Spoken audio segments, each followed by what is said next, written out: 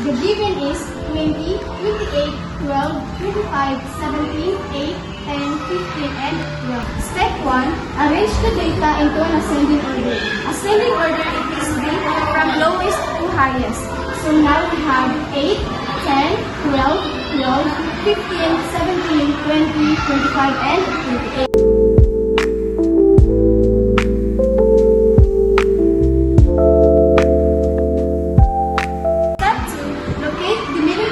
Or DQ2.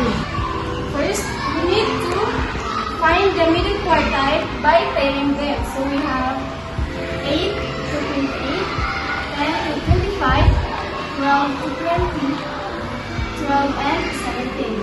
And the remaining one, which is 15, it is DQ2 or the middle quartile.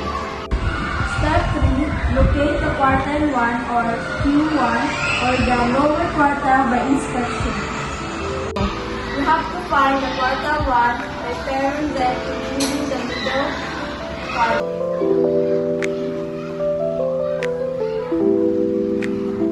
The remaining number, which is 12, is the lower quartile or Q1. Step 4. Locate the quartile 3 or Q3 or the upper quartile by inspection.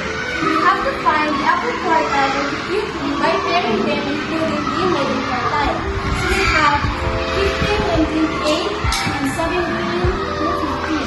The remaining number, which is 20, is the upper quartile or the Q3. We have the final answer. So we have lower quartile or the Q1 is 12. And the middle quartile, which is middle quartile is 15 and upper quartile is 20. Problem 2. The following are the grades of John and Sarah for third quarter. The given: Math 85, English 80, Science 84, Filipino 88, MAPE 87, PRV 90, ESP 94, ARPA 92, Recess 99. To locate the middle quartile by the pairing tree.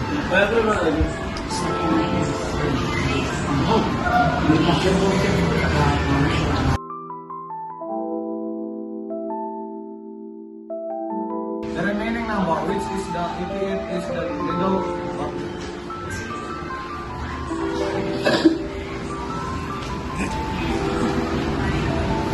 Step 3. Locate the quartile 1 or the lower quartile by inspection.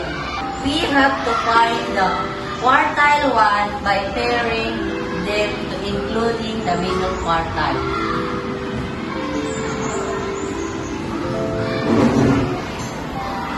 Find the upper quartile or Q3 by pairing them including the middle quartile.